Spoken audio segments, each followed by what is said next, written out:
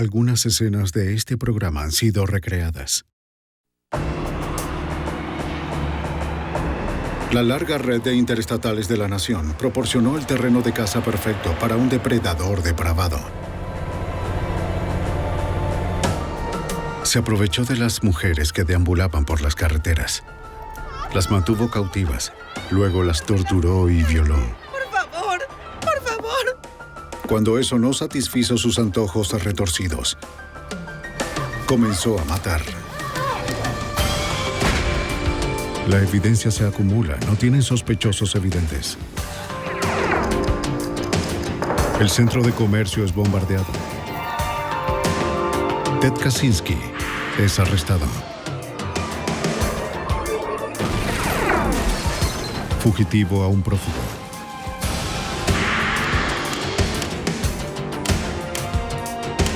Los archivos del FBI. Un violador en serie atacó a mujeres desprevenidas en todo el país. Era solo cuestión de tiempo hasta que sus oscuros impulsos se descontrolaran y lo condujeran al asesinato. Siguió un camino tan aleatorio que era imposible de rastrear, y todo lo que lo vinculaba a sus crímenes era su acceso a las carreteras y un extraño fetiche sexual. Soy Jim Castron, exdirector del FBI en Nueva York. Cuando los investigadores creyeron que había cometido docenas de crímenes, el FBI estaba decidido a poner freno a su descontrol en los Estados Unidos. Dispuesto a matar. 5 de febrero de 1990. En una carretera de Houston, Texas, Nicole Tuttle, de 18 años de edad, intentó desesperadamente hacer señas a los automovilistas que pasaban por allí. Alguien finalmente la vio y se detuvo. Dios mío, un hombre trató de matarme. Un hombre trató de matarme y no supe qué hacer. El conductor la llevó al teléfono más cercano para llamar a la policía. En la estación de policías de Houston, Nicole le dijo a los agentes que había sido secuestrada y agredida, pero que había logrado escapar. Escapar. Su travesía comenzó en California una semana antes.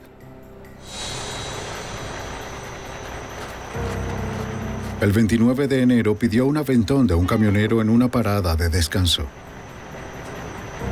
Dijo que se llamaba Dusty y que se dirigía al este por Arizona. Después de unas horas en la carretera, se quedó dormida en el compartimiento trasero del camión. ¡Basta! Que eso era exactamente lo que estaba esperando. Se subió a la parte de atrás y la dominó. Antes de que ella estuviera completamente despierta, la encadenó a las paredes y la amordazó con un bozal para caballos. El camionero la azotó y la perforó con alfileres y anzuelos. Estaba oscuro. También la violó y sodomizó. Nicole le dijo a la policía que estuvo encadenada dentro de la cabina durante 6 días. Su calvario no terminó ahí. Dentro de su departamento en Houston, el camionero le permitió bañarse. Luego la encadenó a la cama y la violó de nuevo. Ella miró impotente mientras él se le acercaba con una navaja de afeitar. La colocó cerca de su cuero cabelludo y empezó a cortarle el cabello. Después de 3 horas la obligó a volver al camión, pero esta vez no la ató bien. Cuando se detuvieron, él la dejó sola mientras recibía su nuevo cargamento. ¿Sabes cuántos días estuviste en el camión? 3. Nicole sabía que era su única oportunidad. Se escapó corriendo, aún con la correa de perro al cuello. Llegar a California. La policía de Houston detuvo a un camionero en el área cuyo camión se ajustaba a la descripción de Nicole. Hola, Nick. ¿Qué pasa? ¿Es ese tipo? Ella les dijo que él no era el hombre que la atacó. Sus antecedentes revelaron que no tenía orden de arresto o condena pendiente, así que la policía liberó al camionero. Nicole les dijo a los oficiales que abandonaran la búsqueda. Estaba muy asustada para testificar en contra de su atacante. Solo quería ir a su casa en California. El 5 de febrero, el mismo día que Nicole escapó, otra mujer joven estaba en la carretera pidiendo aventones. A solo 24 kilómetros de distancia, en Pasadena, Texas, Regina K. Walters, de 14 años de edad, estaba huyendo con su novio nuevo. Sus padres estaban divorciados y Regina generalmente se quedaba con su padre en Houston. California. ¿Nos puedes llevar? Estaba visitando a su madre por unos días cuando huyó y comenzó a pedir aventones.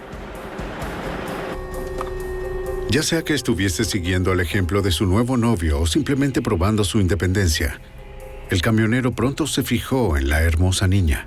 Gracias, amigo. Te lo agradezco. La madre de Regina, Caroline Walters, era una madre soltera que trabajaba muchas horas como empleada de unas tiendas por departamentos. Cuando regresó a casa del trabajo, se sorprendió al ver que su hija no estaba en casa. ¿Regina?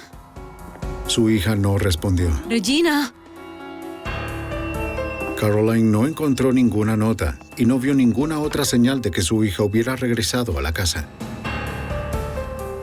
Revisó el contestador, pero Regina no dejó ningún mensaje. Caroline llamó a los amigos de su hija y al padre de Regina en Houston. Hola, Chrissy. Nadie había sabido nada de la chica. La angustiada madre reportó a su hija como desaparecida a la policía de Pasadena, Texas. Habló con una detective de la sección de menores y le dio a la oficial la descripción de Regina. Su hija de 14 años medía 1,50 m, pesaba 43 kilos y tenía el cabello largo y rizado de color marrón. La detective le preguntó a Caroline qué había hecho para encontrarla. Nadie sabe de ella.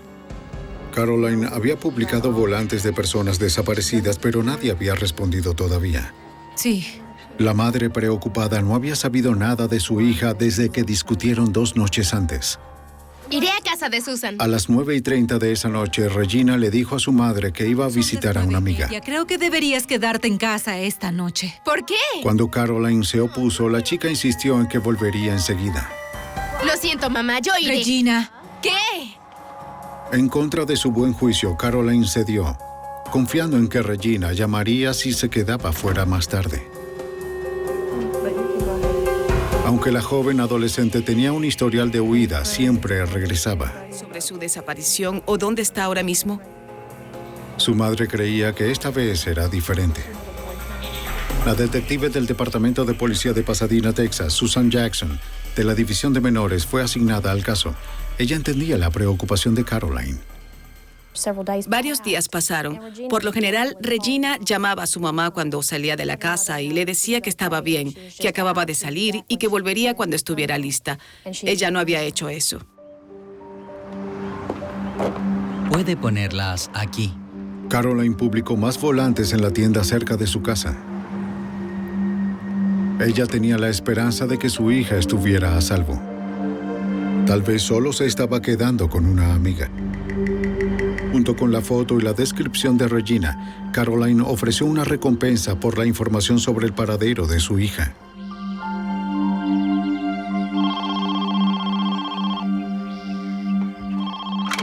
Cinco días después de la desaparición de Regina, Caroline recibió una llamada telefónica. ¿Regina? La persona que llamó había visto a Regina hablando con 2 jóvenes la noche que salió de la casa de su madre.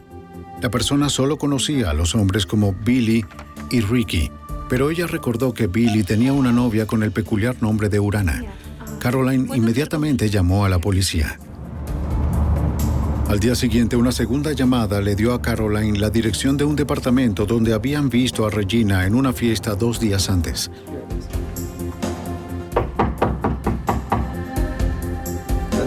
Cuando llegó la policía, nadie respondió.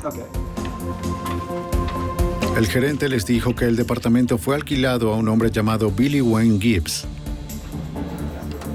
A la mañana siguiente, la detective les contó a sus colegas sobre el caso. Ella mencionó que estaba buscando a Gibbs en relación con la desaparición de Regina. También estaba buscando a los otros 2, una mujer llamada Urana y un hombre llamado Ricky. Ella no sabía sus apellidos, Esa es la chica desaparecida. pero para su sorpresa, los oficiales sí. Billy Wayne Gibbs tenía una novia llamada Urana Sweet y un amigo llamado Ricky Lee Jones. Los 3 eran buscados en relación con un robo de auto. Enviaron unidades al departamento de Gibbs para esperar su regreso. Los agentes patrullaban las carreteras cercanas. Después de varias horas de vigilancia, detuvieron a Gibbs, de 17 años, y a su novia Urana cerca del departamento. La policía esposó a la joven pareja y los llevó a la comisaría para interrogarlos.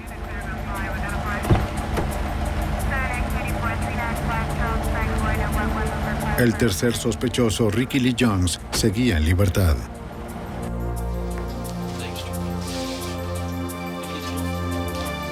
El oficial que lo arrestó le preguntó a Gibbs si había visto a Regina o a Ricky Lee Jones. Gibbs dijo que había hablado con ellos 4 días atrás, pero no sabía más nada. Le dijo a la policía que Ricky y Regina estaban enamorados y que planeaban huir a México, donde Ricky tenía parientes. El detective sospechaba que Jones, de 18 años, tenía otra razón para abandonar la ciudad. Si lo atrapaban con Regina, podría ser acusado de contribuir a la corrupción de una menor. Regina tenía 14 años y obviamente eran novios en ese momento. Cuando vieron los volantes que la madre había dejado fuera con la recompensa por su ubicación, decidieron que sería mejor que abandonaran el área para que no los atraparan. Y fue entonces cuando decidieron irse pidiendo aventones a México. El detective se enteró de que Ricky Lee Jones estaba en libertad condicional por robo. Huir de la jurisdicción era una violación a la libertad condicional, así que emitió una orden de arresto en su contra. También introdujo la descripción de Regina en el NCIC, el Centro Nacional de Información sobre el Crimen, una base de datos que enumera tanto a las víctimas como a los criminales en todo el país. Si Regina fuera localizada por cualquier departamento de policía del país, se notificaría a la policía de Pasadena, Texas. Hasta entonces, sin dirección o vehículo conocido, sería difícil encontrarlos. A 24 kilómetros de distancia, la policía de Houston entrevistó a Jerry Walters, el padre de Regina. Les dijo que el 17 de marzo por la noche había recibido una llamada inquietante al teléfono de su casa, número que no figuraba en la guía. La conversación fue breve y Walters no reconoció la voz de la persona que llamaba. Hola. El hombre le preguntó si él era el padre de Regina. Cuando Walters respondió que sí, el hombre le dijo que sabía dónde encontrarla. Dijo que estaba en un granero y que le había hecho algunos cambios. Le había cortado el cabello a la chica. El padre de Regina preguntó si ella estaba viva o muerta. La persona que llamó colgó sin responder. La detective Jackson le pidió a la empresa telefónica que rastreara la llamada. La compañía le dijo que les tomaría varios días. La policía tendría que esperar. Aparte de los registros telefónicos, el rastro de la niña de 14 años, desaparecida, y su novio, era duro y frío.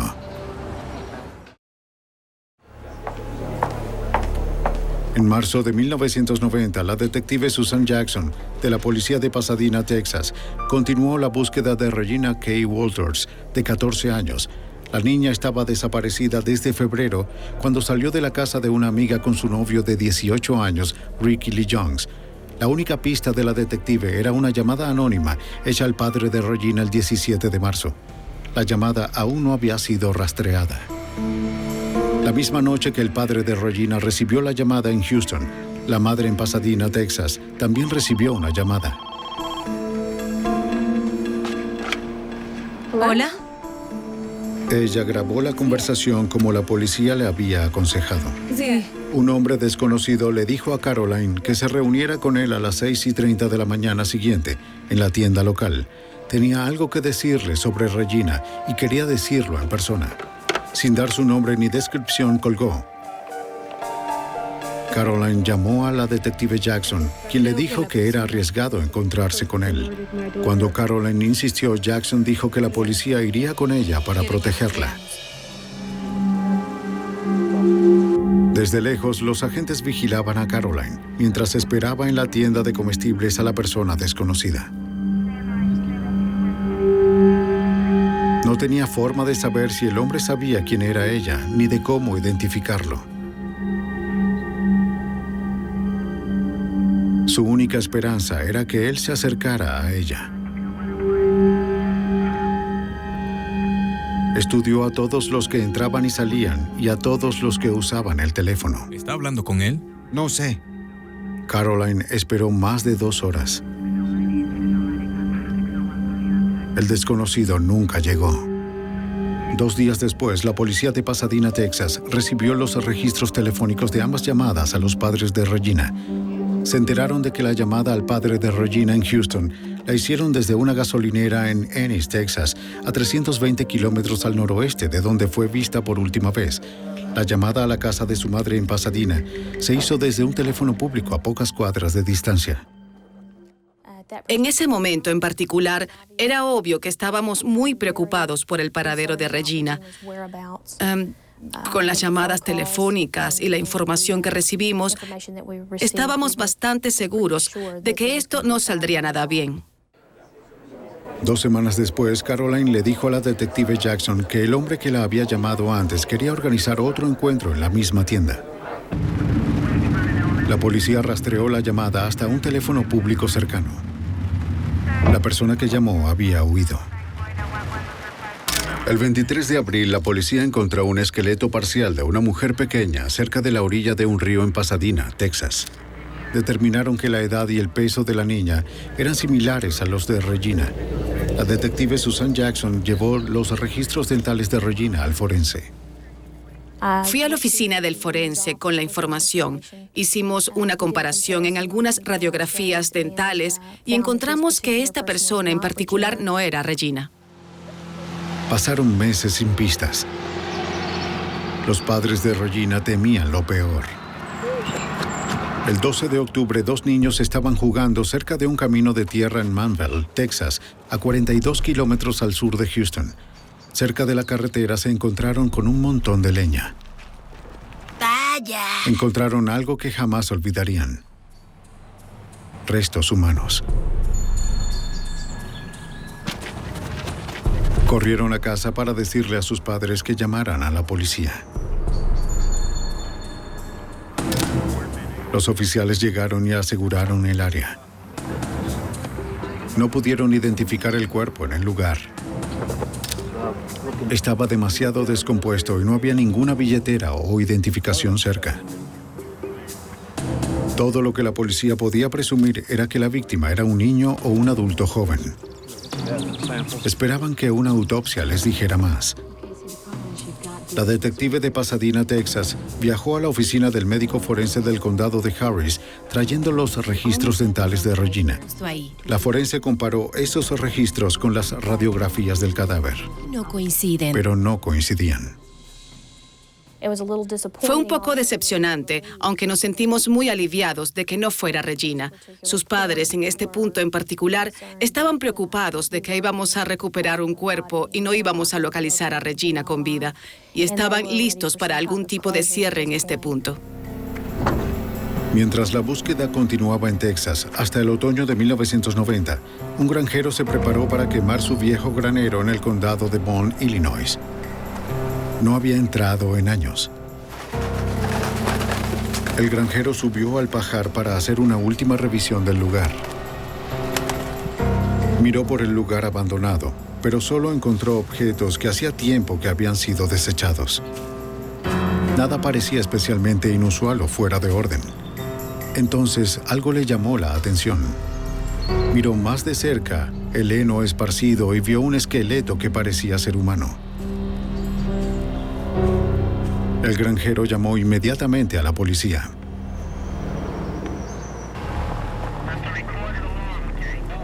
En octubre de 1990, mientras la detective Jackson buscaba en Texas a Regina K. Walters, de 14 años, se encontró un cuerpo descompuesto en el pajar de un establo abandonado en el condado de Bond, Illinois. El agente Mike Shealy, de la Policía Estatal de Illinois, acudió a la escena.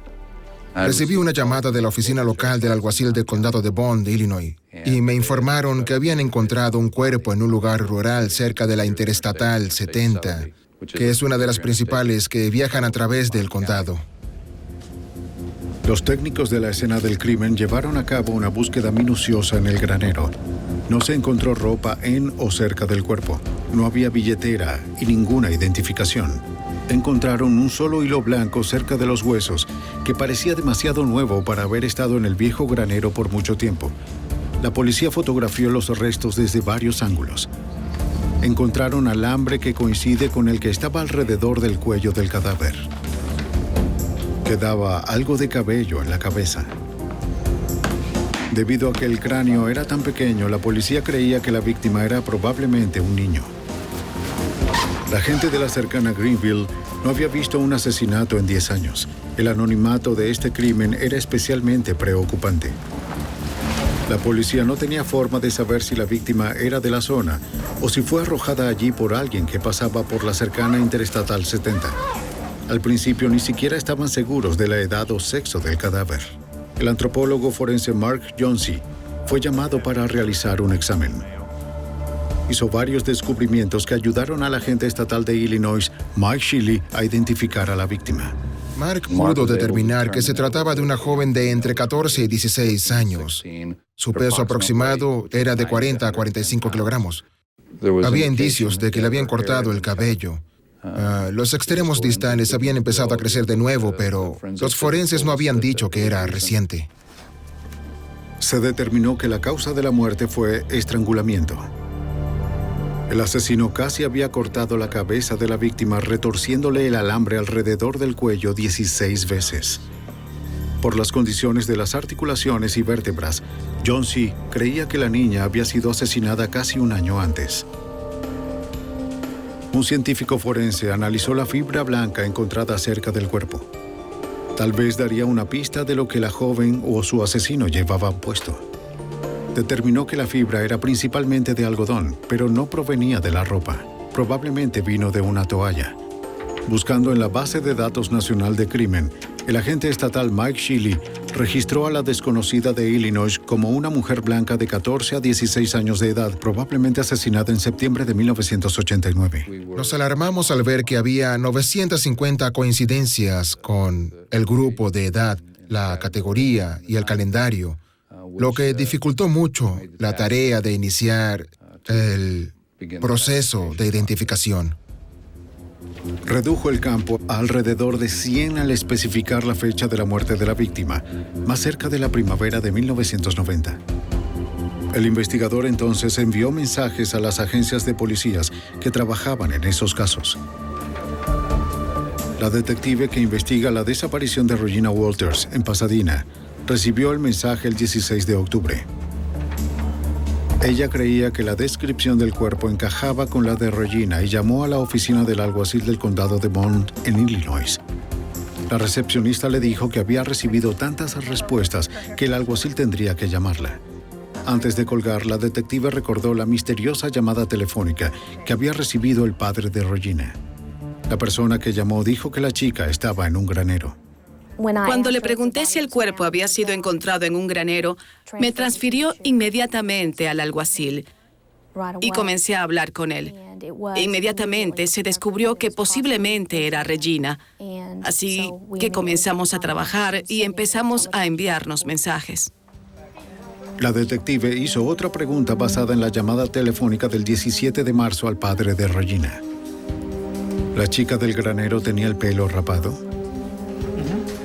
Las autoridades de Illinois confirmaron que sí. La chica encontrada en Illinois concuerda con la descripción de Regina.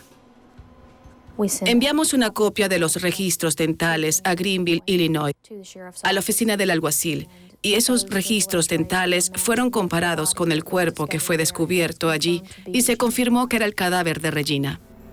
Quedaba una pregunta. ¿Dónde estaba el novio de Regina, Ricky Lee Jones? Los detectives pidieron ayuda al FBI. El agente especial Mark John, un experto en comportamiento de la oficina del campo de Houston, fue asignado como agente del caso. Y traté de entrar y contactar a todas las personas que estaban involucradas con Ricky o Regina. Quería ver si mencionaron algo que hubiera sido valioso para localizar a Ricky.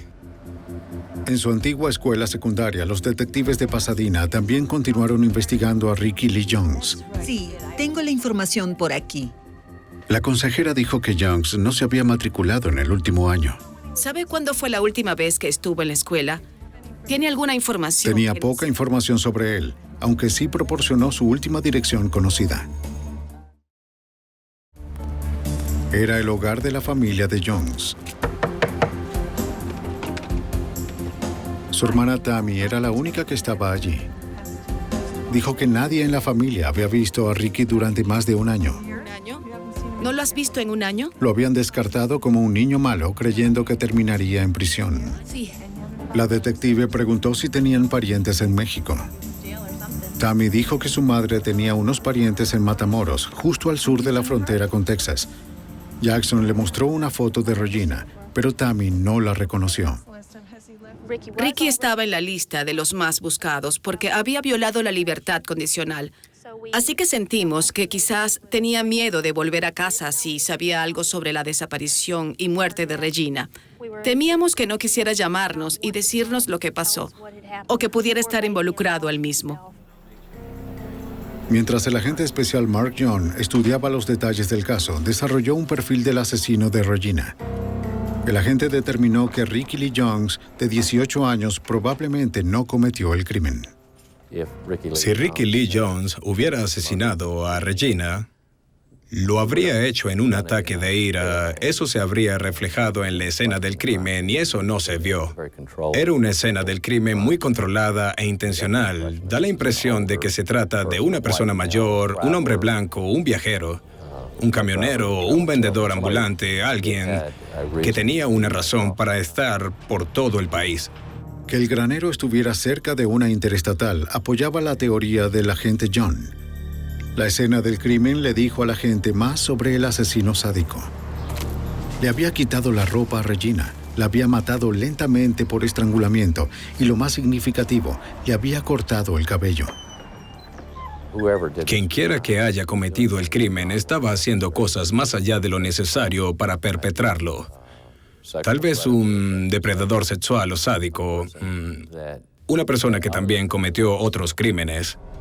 Los investigadores fueron alertados de otro crimen en la ciudad de Marshall, Texas, 320 kilómetros al norte de Houston. Se encontraron restos óseos de un joven que fueron arrastrados a la orilla de un arroyo. El cráneo había sido perforado en el lado izquierdo con un arma de fuego de pequeño calibre. Aunque había pocas pruebas para identificar positivamente el cuerpo, la edad y la ubicación de la víctima llevaron a la policía a pensar que probablemente era Ricky Lee Jones. Llegué a la conclusión de que no había otras pistas que cubrir en este caso. El caso se cerró en nuestra división. No teníamos salida. Para los investigadores, parecía que el hombre que había matado a Regina K. Walters y a su novio estaba impune. Mientras la casa de un sádico asesino se detenía en Pasadena, Texas, a miles de kilómetros al oeste de Arizona, las autoridades se encontraron con un problema en sus propias carreteras. Un patrullero de la carretera de Arizona estaba terminando el turno cuando se encontró con un remolque tractor estacionado en el lado de una rampa interestatal. La plataforma tenía que ser movida. Era un peligro para los automovilistas que pasaban. Se dio cuenta de que las luces estaban encendidas y que el motor seguía en marcha. ¡Atrás, amigo, atrás! ¡Retrocede! El oficial Michael Miller vio que un hombre salía del vehículo y puso las manos a un costado del camión. Y le pregunté, ¿qué está pasando? Y él me dijo que nada, que estaban muy bien, que no tenían ningún problema. Pero tenía un arma en su bolsillo trasero. E hizo un gesto a su bolsillo trasero y luego puso las manos en el costado del camión. Esta fue una situación inusual. Y todavía podía oír a la mujer gritando en el interior del camión. ¡Vamos al auto! Miller esposó a Robert Bain Rhodes y lo escoltó hasta el auto para interrogarlo. Dijo que estaba bien, que estaban juntos en una situación consensuada. Pero yo no sabía si los gritos que venían de la mujer eran porque estaba asustada o sorprendida, pero yo iba a averiguar qué estaba pasando. Con las manos de Rhodes esposadas en la espalda, Miller le puso el cinturón de seguridad. El oficial regresó al camión para ver cómo estaba la mujer. La encontré esposada a la pared por sus muñecas y tobillos. ¿Está bien? ¿Está bien? El patrullero le aseguró que ya no estaba en peligro. Señora, ¿se encuentra bien? ¡Estoy! Le dije, señora, Va a tener que quedarse aquí hasta que pueda conseguir ayuda, porque esto es un crimen y una escena del crimen y unos detectives tienen que ver esto. Le dije que mantuviera la calma, que el hombre no iba a molestarla de nuevo. Quédese tranquila. Dejé el camión y volví a la patrulla. Miller regresó justo a tiempo. Rhodes había puesto las manos esposadas frente a él y liberado el cinturón de seguridad. Estaba por abrir la puerta del auto. El oficial lo esposó rápidamente.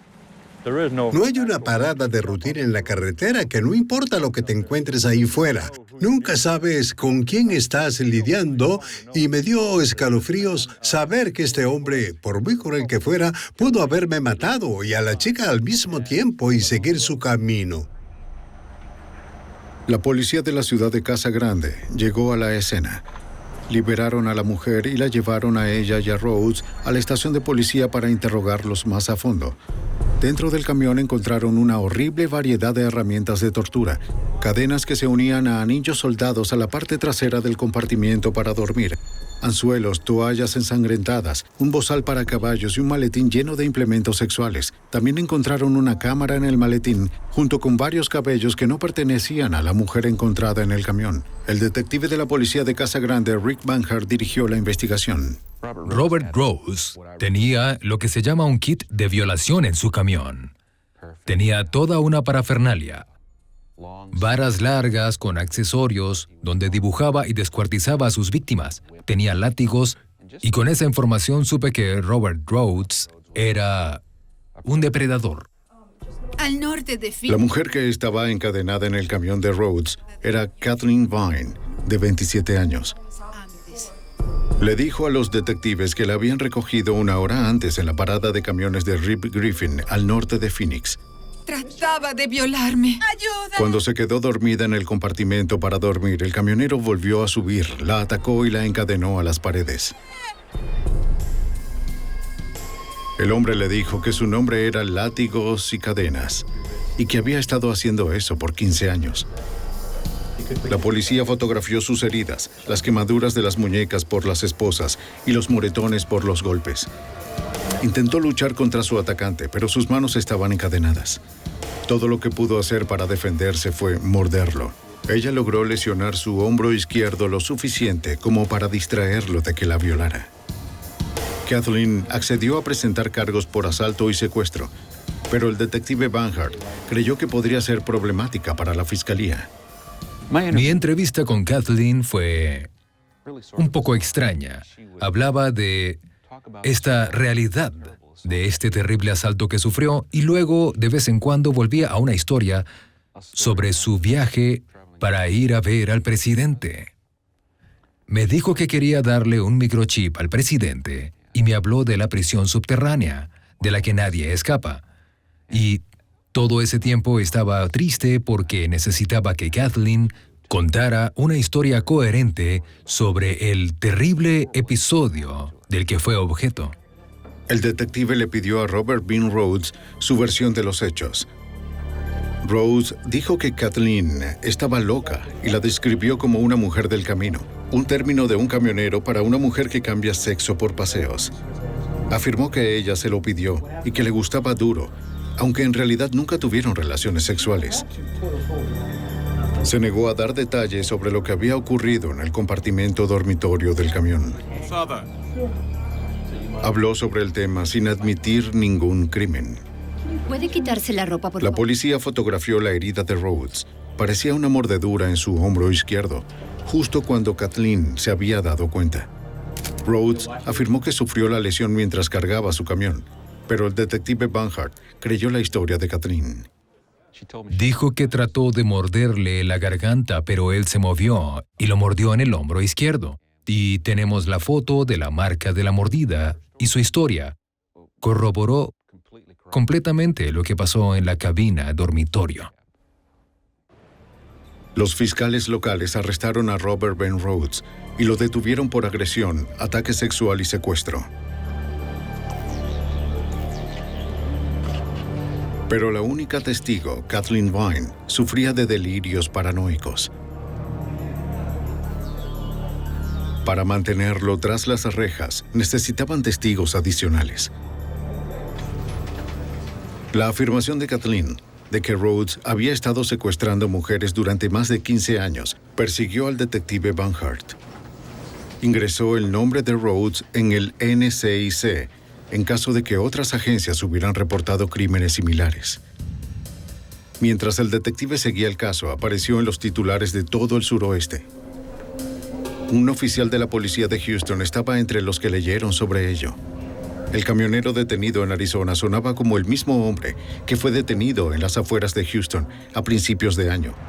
La policía sospechó que Rhodes había mantenido cautiva a una mujer en su camión durante 6 días, violándola y torturándola hasta que finalmente escapó. No pudieron presentar cargos, ya que la mujer no pudo identificarlo. El sargento Bomar de la policía de Houston describió el caso al detective Banhart. Fui contactado por el sargento Bomar.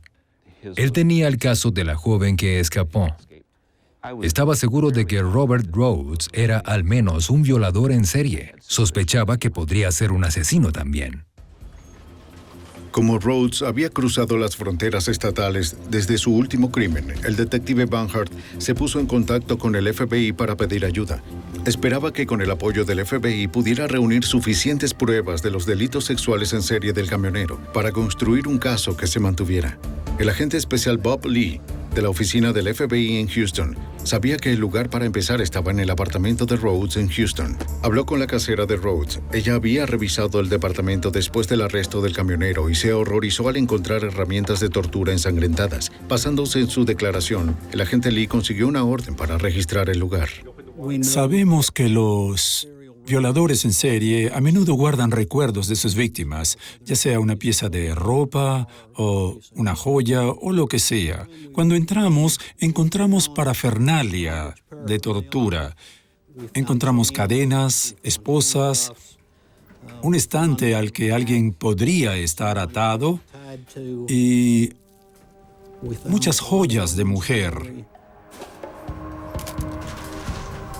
Los agentes y la policía de Houston también encontraron toallas blancas ensangrentadas, ropa de mujer y montones de fotografías.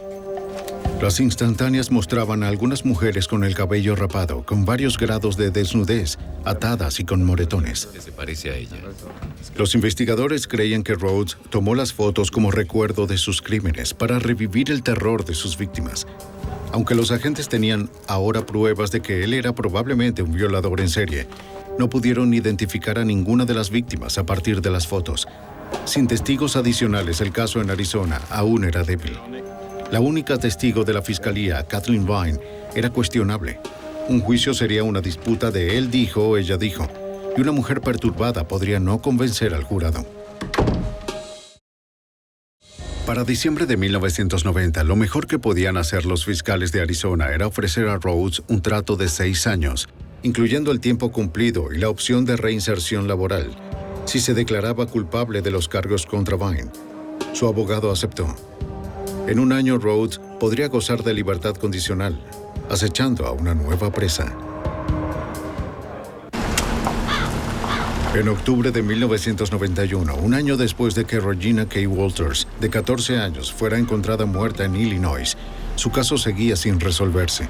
El agente especial Mark Young, un analista del FBI, predijo que el asesino era probablemente un camionero o vendedor ambulante con delitos sexuales previos. Su comportamiento característico era cortarle el cabello a su víctima. Young habló con las autoridades locales con la esperanza de que tuvieran casos abiertos que pudieran coincidir con el perfil. Un día, Bob Lee, que era agente del FBI en el Escuadrón de Crímenes Violentos, me escuchó hablando por teléfono con un oficial de policía y dijo que tuvo un caso en el que trabajó hacía unos meses, donde un camionero secuestró a una joven y le rapó el pelo de la cabeza. El nombre de la víctima era Nicole Tuttle. También había sido violada repetidamente y había escapado el día en que Regina Walters y Ricky Lee Jones fueron vistos por última vez con vida, el lunes 5 de febrero de 1990. Ese mismo día, la policía de Houston había detenido a un camionero llamado Robert Ben Rhodes, que encajaba con la descripción de Nicole sobre su atacante. En ese momento les dijo a los oficiales que era el hombre equivocado. El agente especial Bob Lee, de la oficina del FBI en Houston, recordó que Nicole cambió más tarde su historia en el hospital donde fue tratada por sus heridas. Más tarde esa noche, les dijo a los detectives que Robert Ben Rhodes era de hecho el individuo que la había secuestrado. Cuando se le preguntó si quería presentar cargos, le dijo al oficial de policía que todo lo que quería hacer era irse a casa. Lee también le dijo al agente John que Nicole no era la única víctima del camionero. Rhodes estaba cumpliendo condena en una prisión de Arizona por el asalto a Kathleen Vine y tendría la opción de salir por reinserción laboral en 3 meses. El agente describió entonces el registro de la residencia del camionero. Y él dijo que habían encontrado algunas fotos en su departamento, algunas de sus propias fotos, con alguien de pelo corto que al parecer estaba en un granero. Las escalofriantes fotos retrataban a una joven en diferentes lugares con una variedad de trajes seductores. En el granero llevaba un vestido negro protegiéndose de la cámara de Rhodes. Cuando vi esas fotos, dije, esa es Regina Walters.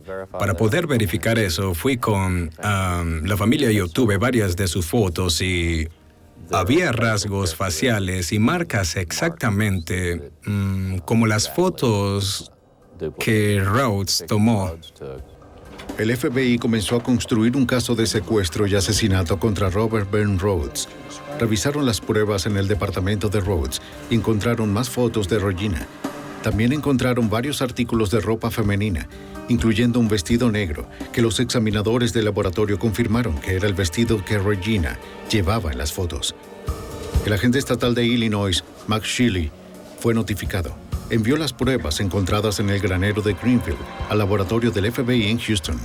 Los examinadores del laboratorio descubrieron que la fibra de algodón recuperada en Illinois era consistente con las toallas ensangrentadas encontradas en el departamento de Rhodes en Houston. Pero los resultados no fueron concluyentes, ya que ese tipo de toalla era muy común. El detective Jackson de Pasadena, Texas, se reunió con los agentes Sheely, John y Lee en la oficina del FBI en Houston para discutir lo que necesitaban para una acusación sólida contra Rhodes por el asesinato de Regina y las otras víctimas anónimas. Con Rhodes acercándose a la fecha de liberación, el agente estatal de Illinois, Mike Sheely, sabía que iban contra reloj. Era candidato para libertad condicional y en realidad tenía la opción de trabajar fuera de la prisión, casi en un sistema de libertad condicional, así que estábamos bajo presión para que lo acusaran y lo arrestaran por los cargos que se le imputaban. Siéntate aquí. De acuerdo. Los agentes entrevistaron al antiguo empleador de Rhodes en Houston, Mike Eggleton. De uno de sus empleados. El dueño de la empresa de camiones no se sorprendió al verlo. Eggleton había sido interrogado por las autoridades anteriormente. Hace unos años, la policía local sospechó que el camionero había agredido a una mujer en la parte trasera de su camión, pero nunca se presentaron cargos formales. El camión que Rhodes había conducido lo habían vendido, pero Eggleton proporcionó su número de identificación de vehículo, así como los registros de transporte y los recibos de combustible de Rhodes. Mientras los agentes esperaban a que se encontrara el número de identificación del camión, se armó una cronología de los viajes de Rhodes. Los agentes encontraron recibos de combustible de una gasolinera en Ennis, Texas, el 17 de marzo de 1990, en el mismo lugar y fecha en el que se hizo la llamada al padre de Regina, Jerry Walters. Varias de las llamadas locales a la madre de Regina, Caroline, también coincidieron con la estadía de Rhodes en Houston. Se mantuvo una pregunta sobre las llamadas. El asesino podría haber obtenido fácilmente el número de Caroline, de los volantes de personas desaparecidas en la ciudad, pero ¿cómo había conseguido el número de casa de Jerry Walters, que no estaba en la guía? El agente John encontró la respuesta en las pruebas almacenadas en Arizona. Fue allí que localizamos el pequeño cuaderno espiral de Regina Walters y la portada tenía toda su información personal, la dirección y el número de teléfono de su madre y el de su padre. Cuando John volteó el cuaderno, encontró algo aún más inquietante. Un mensaje que creía había sido escrito por el propio Rhodes. Un cuchillo y una pistola fueron dibujados sobre una frase que parecía tener sangre goteando de sus letras. La frase decía: Ricky es hombre muerto. Solo una prueba de ADN confirmaría si los restos parciales del joven encontrado en el sureste de Texas eran de Rick Lee Jones. Desafortunadamente, los investigadores carecían de una fuente conocida de ADN de Jones para realizar una comparación. Desde que Rhodes afirmó haber estado secuestrando y torturando a sus víctimas durante los últimos 15 años, el equipo presentó su cronograma a VCAP, el programa de detención criminal violenta, una base de datos del FBI que enumera miles de crímenes resueltos y sin resolver en todo el país. A pesar de la información limitada y las lagunas en la línea de tiempo, la detective Jackson no se sorprendió cuando el sistema devolvió más de 50 posibles coincidencias con casos abiertos de homicidio y personas desaparecidas. Sus viajes a Houston, Baltimore, a Los Ángeles y viceversa, en cuestión de 4 o 5 días, podrían dar una idea de a cuánta gente tiene acceso y de los lugares remotos en los que podría abusar de estas personas y deshacerse de ellas. Una semana después, los agentes localizaron el camión de Rhodes. Habían pasado 2 años desde que lo condujo por última vez. Desde entonces, la cabina había sido limpiada, repintada y utilizada por otros conductores, pero la evidencia de sus crímenes de alguna manera sobrevivió. Los investigadores recuperaron un solo mechón de cabello de la cabeza que era consistente con el de Regina. Milagrosamente, también encontraron una pequeña huella dactilar en la tapicería de vinilo en el compartimento para dormir que coincidía con sus huellas. Eso demostró que había estado en el camión, pero no demostró cuándo ni si había estado allí en contra de su voluntad. En enero de 1992, casi 2 años después de la desaparición de Regina, los investigadores determinaron que las pruebas no eran lo suficientemente decisivas para probar el secuestro interestatal. Abandonaron el caso federal. A una semana de la audiencia de libertad condicional de Rhodes, los investigadores convencieron al fiscal del condado de Bond para que presentara cargos en Illinois por asesinato capital. Sabían que las pruebas eran circunstanciales, pero siguieron adelante. Temía que pudiera escapar y también creo que, debido al hacinamiento en los sistemas penitenciarios y ese tipo de cosas, podría ser puesto en libertad. El 6 de febrero, los investigadores viajaron a la prisión estatal de Arizona en Florence para entregar la orden a Rhodes. Su plan era confrontar a Rhodes con fotos de Regina, con la esperanza de obtener una confesión. Una declaración incriminatoria reforzaría su caso. ¿No la recuerdas? No. El presunto asesino en serie estaba tranquilo, incluso altanero. Pasamos aproximadamente 1 hora con él, pero Rhodes no estaba dispuesto a hablar con nosotros y negó estar involucrado en la muerte y fue muy firme en sus declaraciones. En ese momento sabíamos que íbamos a tener que probar nuestro caso. Los agentes creían que Rhodes sabía que estaban buscando una confesión porque sus pruebas eran débiles. Sospechaban que este hombre tan arrogante estaba apostando a que podían levantar los cargos. Tal vez creía que no les importaban lo suficiente sus víctimas como para ser condenado.